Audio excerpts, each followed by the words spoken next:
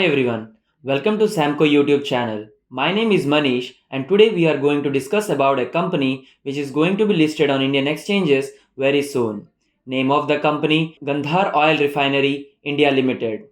It is a leading manufacturer of white oil by revenue with a growing focus on consumer and healthcare industries.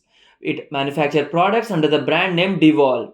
Gandhar mainly operates under three divisions, namely personal care, healthcare and performance oils, number 2 lubricants and number 3 process and insulating oils. The company has strategically transformed its line of operations from trading non-coking coal to manufacturing and trading of specialty oils. It caters to more than 3,500 customers across the globe in more than 100 countries. They currently operate with three strategically located manufacturing facilities, two in Western India and one in Sharjah, UAE, for easy accessibility of global oil supply routes as well as major markets. IPO synopsis.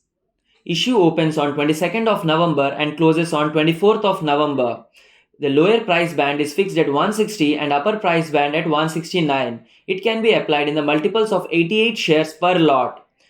Issue size stands at approximately 500 crores, out of which a fresh issue is 302 crores and balance offer for share approximately 198 crores. Post issue expected market capitalization stands at 1654 crores. Objects of the issue: investment in Texol, a subsidiary, in the form of repayment of a loan availed by it from a bank to the tune of 22.7 crores. Capex for the expansion of automotive oils at Silvassa plant to the tune of 27.7 crores. Funding working capital requirements to the tune of 185 crores and the balance is for general corporate purposes. Risks: significant revenues are generated from a single division, PHPO, approximately 54.96%, making business highly vulnerable to any downturns in the industry. Concentrated list of suppliers.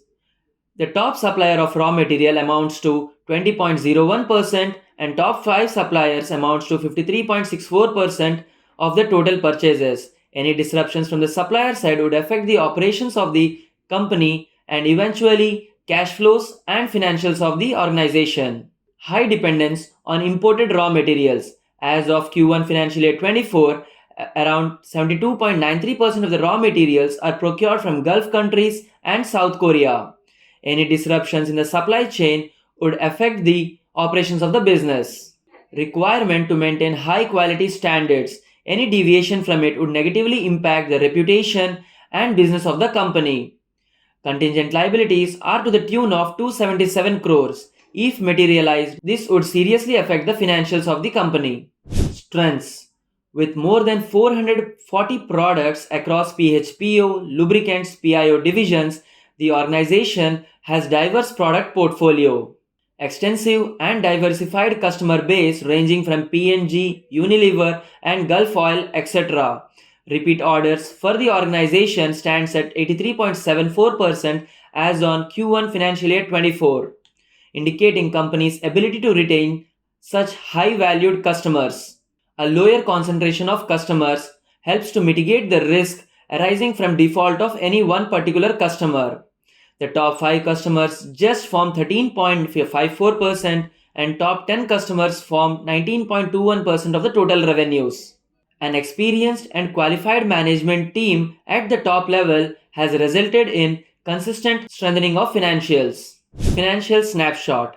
Revenue from operations for the financial year 21 stood at 2,221 crores, financial year 22 3,543 crores, a jump of 59%, and financial year 23 4,079 crores, a further jump of 15%. EBITDA stood at 139 crores in financial year 21, 246 crores in financial year 22, a jump of 77%, and in financial year 23 317 crores, a jump of 29%. EBITDA margins 6.25%, 6.94%, and 7.76% respectively. PAT for financial year 21 stood at 100 crores, financial year 22 164 crores, and financial year 23 213 crores. PAT margin 4.47%, 4.58%, and 5.2% respectively. Return on equity 24.77%, 32.54%, and in financial year 23, 32.28%. Revenues for the period Q1 financial year 24 stood at 1070 crores, EBITDA 84 crores, EBITDA margin 7.85%, PAT with 54 crores and PAT margin 5.07%. Conclusion: global companies are diversifying their supply chain away from China, favoring other Asian nations. This shift presents opportunities for India. Government initiatives like PLI schemes and measures taken to control inflation further boosted prospects for Indian businesses. White oil is in demand due to growth in pharmaceuticals and personal care, while transformer oil sees an increasing need in the transmission industry.